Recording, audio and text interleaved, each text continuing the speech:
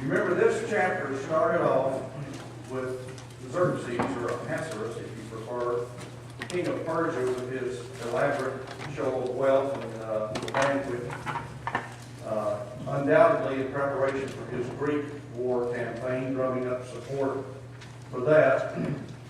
And during the banquet, he and his buddies get drunk, and he invites his queen, calls his queen, Vashti, come in and let all the men notice how attractive she is, and she does not like the idea and says no to the king of Persia. That's in verses 10 and 11 of chapter 1. And verses 12 through 27 tell us that Xerxes was quite upset and, in essence, divorced and dethroned Vashti. But there was a secondary ripple that it sent through the social network in Persia, and the men that advised Xerxes were afraid that if she could get away with saying no to the king, then all the wives could get away with saying no to their husbands. And that's about where we pick up with verse 19. They advised him that he should issue a royal decree establishing, or supposedly re-establishing, male husband authority not only in the royal palace of the king of Persia, but also in the homes of every family throughout the realm. And so they get together a decree to that effect, that men are the rulers in the home. And since the queen was not able to come back into the presence of Vashti, hopefully that would take care of it. That was the only punishment she received, was being deposed as queen. We don't have any record of what happened to her for sure after that.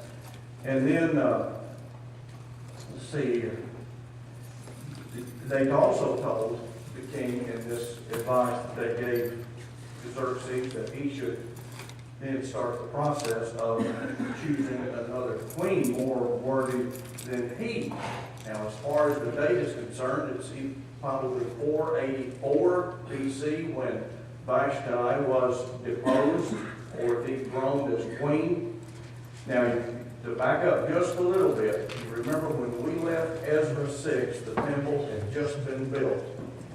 516 BC, 33, I believe, years before. And now we are at 484 BC. So that's how far we have moved down the timeline. We don't have any biblical information on what happens in that interval where we pick the timeline back up with the book of Esther and with the book of Esther. Yeah. Now, by the way, you need to know, Vashti was deposed in 484, and Esther becomes queen about 5 years later in 479 BC. And of course, the men wanted to have that decree about male rule in the home and male, the situation rather with Vashti published so that it could not be revoked, so that if Vashti returned to the throne, she would never return to the throne. And so the decree is issued, and looking at verse 22, there is a variety of translations, but the point is that the male should rule, and it's interesting how it's put.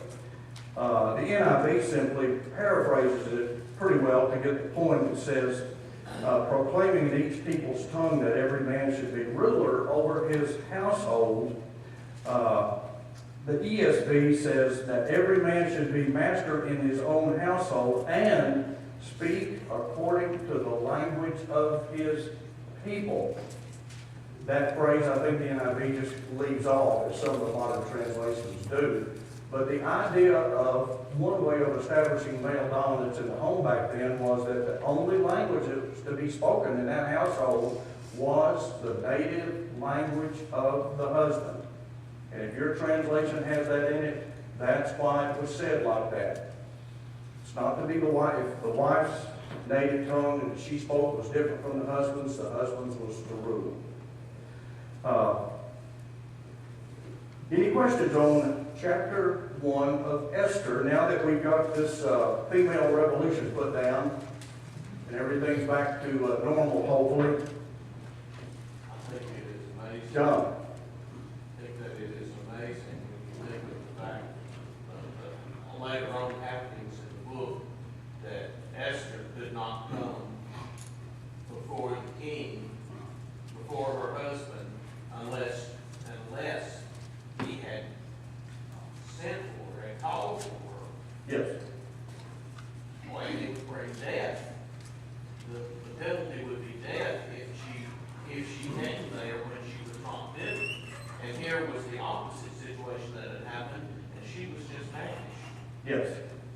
Yes. She was actually bidden and refused to come. Yes, which was a major horror to the culture of the time. Folks, the Persian kings didn't take no for an answer from anyone. When they wanted something done, they expected you to hop to it without any questions. They haven't fallen apart from the tree today, have they? In Iran, no, they have not. That's true. That's probably still dominant in that culture. In Afghanistan, Pakistan, Iran, Iraq, most of the Middle East is pretty much still that way, and Egypt. Okay, chapter 2. We're going to have a replacement for Queen Vashti, or ex-Queen Vashti, and there's a proposal made for a new queen in the first 4 verses. Now, between the events of chapter 1 and verse 3, in the 3rd year of his reign, and chapter 2, verse 16, we have moved to his, 7th year of his reign, so we have moved 4 years down the road. The intervening years for Xerxes was the disastrous military campaign he conducted against the Greeks and was soundly defeated and returned home probably in 479, and of course licking his wounds and missing his Queen Vashti also. So, sometime later in verse 1, and this would be about 479 BC, the king remembered what had happened with Vashti. It doesn't say he remembered with regret, it just says that he recalled what had happened with Vashti some 4 years earlier. And so his attendants suggested that he get a new wife/queen, and they were going to do it by appointing agents in each province to look for a beautiful young virgin and to bring those virgins to the king's harem at Susa, which is right down here, and that's where his palace was. And then to place these virgins that had been brought from throughout the kingdom under the care of a eunuch named Haggai, and give them a year's worth of beauty treatments. As I recall, it was 6 months with one kind and 6 months of another kind. I don't understand beauty treatments anyway. So anyway, that was what the purpose was, to spend a year on each of these women to get them ready to go into the king. And they also proposed that the king see which virgin pleased him the most, and whichever one of these young ladies you like the most, you can then make her queen in place of Vashti. Well, not surprisingly, Xerxes liked the idea. And let me read this I found. In the countries of the Middle East, the custom obtains that when an order is sent to a family for the young lady to go to the royal palace, the parents, no matter how much they were unwilling to send her, dare not refuse the king's request. And their daughter is then physically taken from them. And although they know that when she is once in the royal harem, they will probably never see her again. and you didn't have, as a parent, any say-so in your daughter being taken into the king's harem. Once in the harem, you were virtually secluded. It was a sacred, protected place. You were not allowed to go anywhere else unless the king called you into his presence. Otherwise, you were stuck with life, with all of these other secondary wives or concubines for the rest of your life, with no say-so in anything. Verses 5 through 18, we're going to find out about Esther being selected as queen, and we learn about two of the principal players. Mordecai, a Jew, and incidentally, I think it's important that we notice his genealogy given in verse, verse 5. Mordecai, the son of Jair, the son of Shimei, the son of Kish, a Benjamite. Of course, now Saul's father was Kish, but this is probably not the same Kish. He was probably named after him because Saul was a Benjamite also. So, keep that in mind, because we're going to run into that. It's going to play a factor in this story. Joni. When the commissioners were sent out to the provinces to find the girls, Yeah. the king did not even lay eyes on them until after the year. Mm-mm. Okay. Mm. He did not see any of these women until they had spent a year in preparation, and then he called for them one by one, whenever he wanted one. So, that was it. Yeah.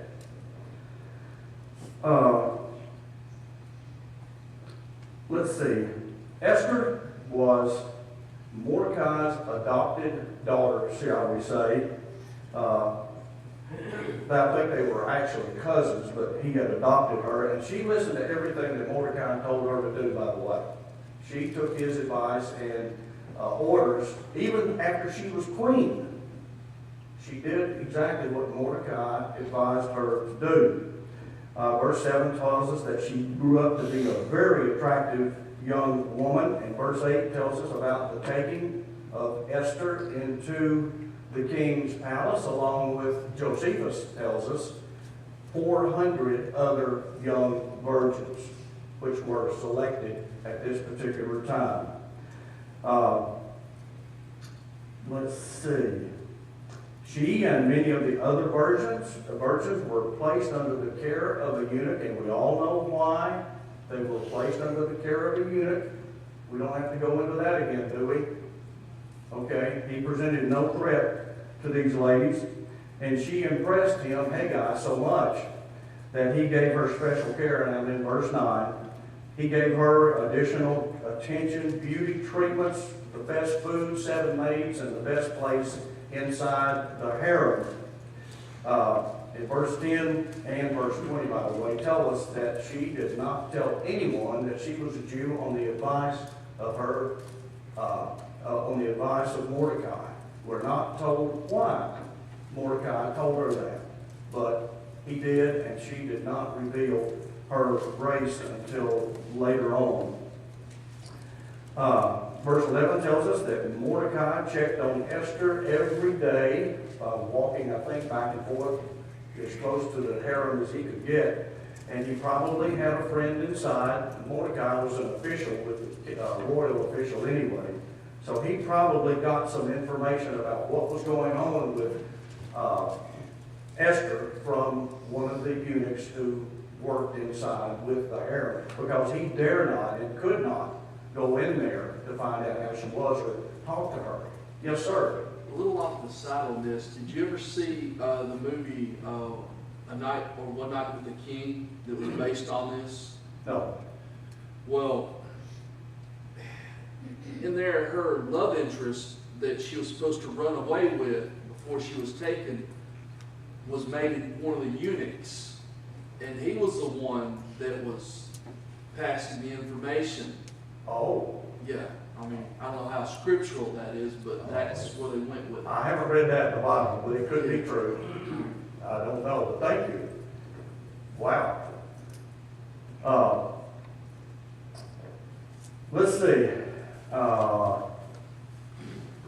Let's see, verse 11, Mordecai checked on Esther every day because he had no way to find out what was going in there, because it was a protected sanctuary for these women with no outside contact allowed at all, except with, of course, Xerxes the king.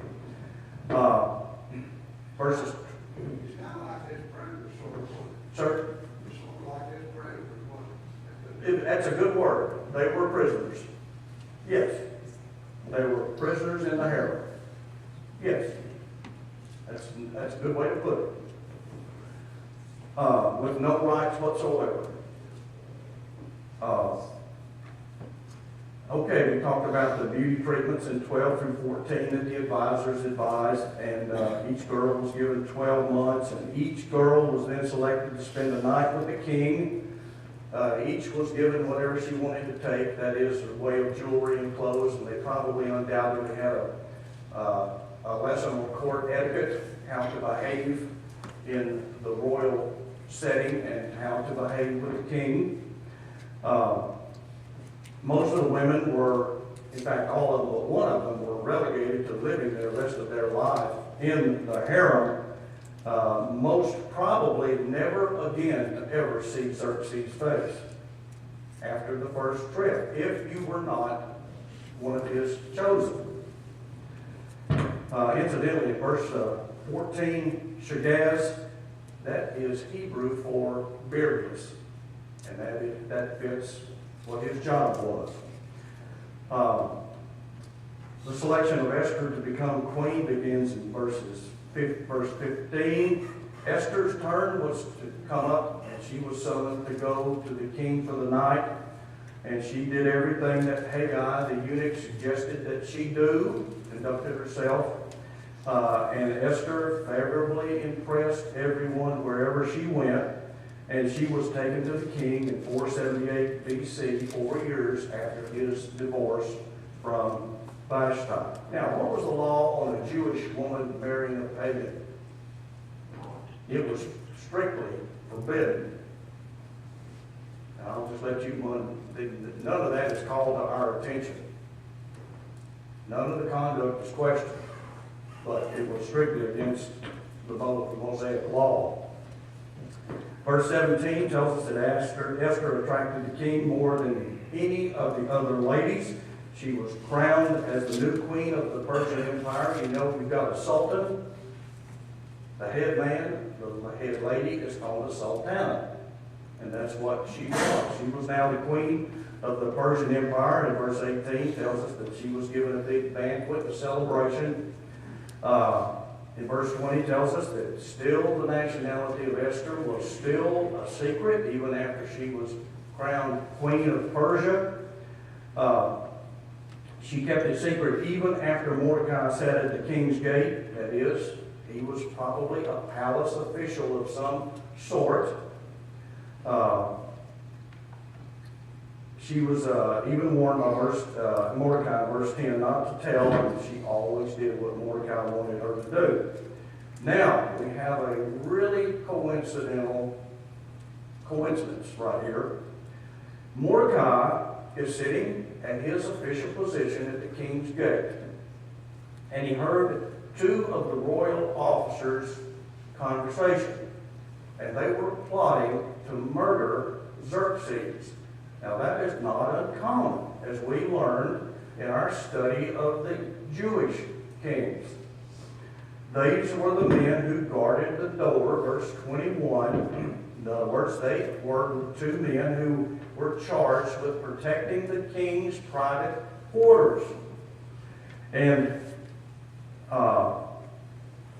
Mordecai, when he heard that, told Esther, who then told Xerxes the king, giving credit to Mordecai as to where she had gotten the information. Mordecai's report of this conspiracy was then investigated and found to be true, and the two guilty plotters were then hung. And notice also that this incident was recorded in the chronicles or the records of the Persian kings at the time it happened. Now, what was the policy of Persian kings when somebody out there did them a great favor like that? They were promoted. It was, yeah, great honor was given to a person who did something like that, and should have been. He saved Xerxes' life, but nothing was done. Nothing was done. Any questions? Chapter 3. We are introduced to a man named Haman. He is a high-ranking Persian royal official. He was an Agagite. Now, who was King Agag? He was the one that was taken by Saul, and instead of being killed, then Samuel did it again. Yes, he was an Amalekites. Amalekite. Okay. Saul was a Benjamite. Agag was an Amalekite. There had been hostility between these two groups for years. And I want you to turn with me to Exodus chapter 17 so that we're not completely blind as to why we have this continuous conflict between these two men. Exodus 17, verses 14 through 16. And this is during the Israelites' journey from Egypt to Israel. And they have not even gotten to Mount Sinai yet. Verses 7 to 14. The Lord said to Moses, "Write this in a book as a memorial and recite it to Joshua, that I will utterly blot out the memory of Amalek from under heaven." Moses built an altar and named it, "The Lord is my banner," and he said, "The Lord has sworn, the Lord will have war against Amalek from generation to generation." Why was this such a problem? One more reference for you. Turn over to the book of Deuteronomy chapter 25. And this will tell us all we need to know. Beginning with verse 17. This is Moses addressing the children of Israel before they go into the promised land, before he dies. He tells them, quote, "Remember what Amalek did to you along the way when you came out of Egypt, how he met you along the way and attacked you, all the stragglers at your rear when you were faint and weary, and he did not fear God. Therefore it shall come about when the Lord your God has given you rest from all your surrounding enemies," that is, in the land which the Lord your God gives you as an inheritance to possess, you shall blot out the memory of Amalek from under heaven. You must not forget. If these two men knew anything about their family's history, and no doubt to me they did, Mordecai is going to refuse to show deference, that is, to bow before Haman, who was an Amalekite, and is undoubtedly rooted in these two, in that Old Testament references that I gave you. Anyway, first part of chapter 3, Haman was promoted to what we'll call prime minister, or first charge. He was honored by all the royal officials, and by order of the king, they were to bow down when Haman came by. Whenever you see him and he's walking by you, you bow. Mordecai refused to bow, and I think I've given you the root of the reason, because they don't know he's Jewish, but he does. Haman knows. Haman, I don't know if Haman knows or not. You think he does? Well, Well, he knows he's a he knows. Benjamite. Then he would know he's a Jew. That's right. That's right. Good point. The order. Yeah. All the Jews. Yeah. He knew. Yeah. Thank you. Yeah. In verse 3, the king's officials questioned Mordecai about his disrespect that he showed to Haman. And so they encouraged him to honor Haman the Bible says that he refused because he was a Jew. And I've given you, I think, what the answer was to that from the Old Testament. They informed Haman that Mordecai was a Jew. And let's see, verse 4 says, they told Haman, that they told Haman to see whether Mordecai's reason would stand. That is, whether his excuse, that is, that I am Jewish, would be allowed as a valid reason for his refusal or not. Does being Jewish, give you the right to refuse the king's order to bow down to them?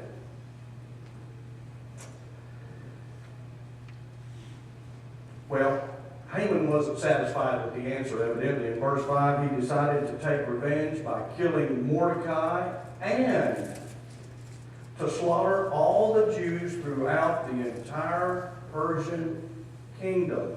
Do you realize how many Jews that would be? I don't know. But a lot of people he had just sentenced to death, or he wants to sentence to death if he gets his way. And so the background that we have in the Old Testament is the only thing that makes sense to me, that he's not satisfied with killing Mordecai, but wants to, Holocaust is what that is. He wants to kill every Jew throughout the Persian Empire. Verse 7, the date is probably April of 474 BC, 5 years after Esther has become queen. And the Persians, being superstitious like so many others, Haman had lots cast to see what date this slaughter was to take place. And it fell in the 12th month, which was 11 months after this date. So in effect, he has given the Jews almost a year to get ready for the extermination process that he's going to initiate 11 months into the future.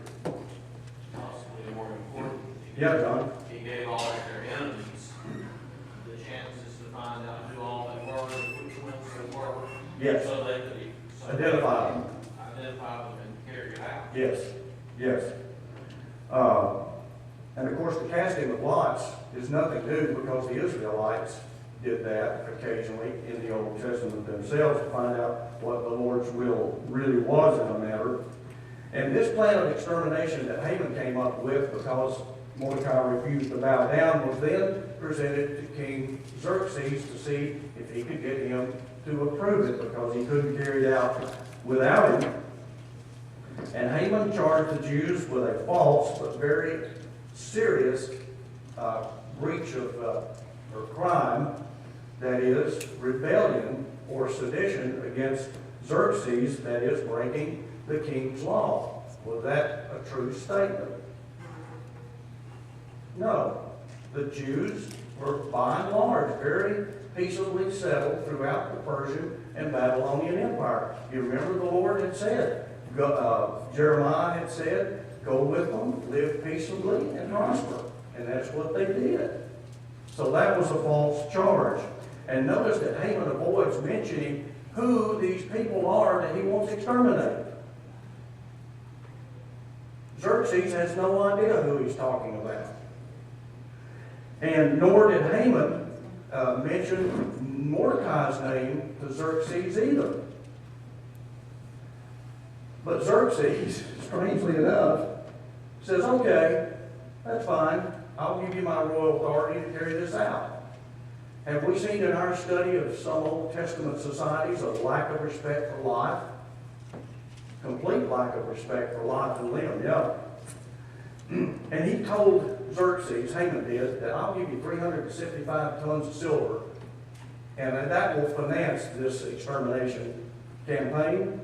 Well, that tells you how much money he had, or at least he had to start on it. Well, where do you think he was going to get the rest of the money? He was going to kill the Jews and do what with their property? He was going to take it. And he probably used their property proceeds to pay for the killing of every Jew throughout the Persian Empire. That's quite an undertaking, quite an expensive undertaking. And so it's interesting, Haman used Xerxes' greed to convince him to go along with Haman's plans, because he said, here's a good way that I can enhance my treasury if he carries this out and can pay what he says he's going to pay. Yeah. He says, when he hands him his ring, he says, keep the money, do what you will. So that's not in that, I mean, that kind of takes. No, I said that's what Haman was using. It was appealing to his greed. But apparently Xerxes wasn't swayed by that. Or at least that's the way the Bible reads, yeah. Xerxes was not aware that giving Haman this authority, giving him the authority to execute the Jews, also put someone that he was quite crazy about in great danger. And who was that? Queen Esther. It was a death sentence for her. And he didn't even know or check. By the way, who are these people that you're going to murder in 11 months? Slaughter. Didn't even ask. Verse 11, he gives his royal permission to it. And the decree of extermination is formulated by Haman in verses 12 through 14. Remember, the date is April of 474. Now, the question arises to me, and I'm not sure I still have the answers, but why didn't the Jews pack up and run? They were still servants, They did not have the legal right to leave the country, because we know that all the returns we've looked at so far have had royal authority behind them. But apparently, as we're going to see, that it's not going to turn out to be a problem. But I'm sure when this decree went out here in just a few minutes, that there was a lot of consternation and fear about how we're going to handle this. What are we going to do? Oh my goodness, it's 5 after. I'm sorry. Okay, let's end at verse 12, 13, 14, somewhere in there. 8, 3, 16. Any questions? Let us pray. Our Heavenly Father, we thank you for your word again. We thank you for the lessons that it teaches, lessons that we need to learn about how you deal with your people. Forgive us of our sins and go with us and help us to always be thankful for Jesus. In his blessed name we pray. Amen.